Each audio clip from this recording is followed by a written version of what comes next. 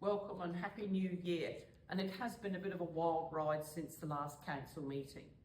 Storms and rain have of course been fierce this last month and a lot of damage to the council infrastructure. All the councillors and the mayor have mentioned so much of it, so I won't repeat it. We all know the dramas. But I would like to thank the councillors and the community for sandbagging, banked relief, helping move fallen trees, and it's been amazing to see how many people have pulled together. Not sure if it's good or a bad thing to own a ute when you're a councillor, because the poor old utes had more sandbags in it than it knows what to do. But that's what you do. But it has been amazing how people have pulled together, and I do appreciate the fact that we have a community, and I'm just very pleased we didn't have any fatalities from these recent dramas.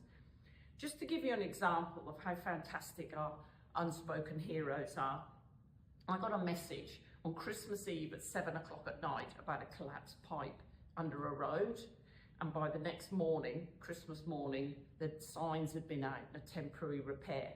So sometimes, you know, we get frustrated that things don't happen as quickly as we would like them to, but I think we often don't appreciate when things are done after hours. It's only local government that does things in the middle of the night. Well, not, you know, it's the only level of government that does things, would do things like that. I can't see our state and federal politicians being out there in the middle of the night. So thank you to those staff that, I think as Councillor Sander mentioned, our staff absolutely went above and beyond over the Christmas period. Okay, on to other things. Despite some fallen trees on the rail trail, the Wondai Park Run, as a few people have mentioned, had its successful 8th birthday on the 11th of January. Blackbutt had its 2nd birthday last weekend, and then the Ros Gregor and Proston will be having their birthdays at some stage during the year. I'd like to congratulate Elaine Medill, who is a community champion of Wondai, on her 80th birthday.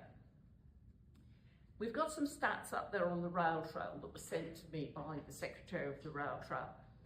In 2013-14, when the rail trail was first discussed, there was a lot of people who said, what a waste of money and, you know, don't do it. But if you look at those figures, and I think the figures are considered that for each pass, and I know a lot of the passes are people walking back and forth, so it's not so much the absolute number, but the relative number. But we really are having significant numbers of people bringing bikes, staying in the free camps, staying in our area, spending money, and using that rail trail and spending money. I think there's also some graphs, if you can go on to the next page, please, Helen. Oh, there we go. You had campers with bicycles. How many people are using the rail trail?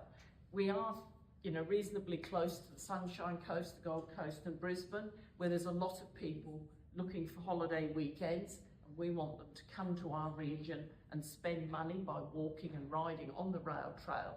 So if we can continue to encourage them, that's what's bringing people to our region, which we would like. Community and resident safety is absolutely paramount, and the recent spike in crime in Wondai has been alarming, particularly with some of the residents in Wondai who are older and more vulnerable. And it's been really horrific for those that have been broken into and had their cars stolen. I'm really pleased that a lot of people, and particularly the Laurels, for example, is now got fully security screens, they're getting lights, they're getting cameras, and a lot more residents are looking out for each other and continuing to put up sensor lights and things like that. Checking the QPS stats last night, I see the number of crimes in January has come down. There was a meeting last Saturday in Wondai to discuss the crime, and people are understandably alarmed.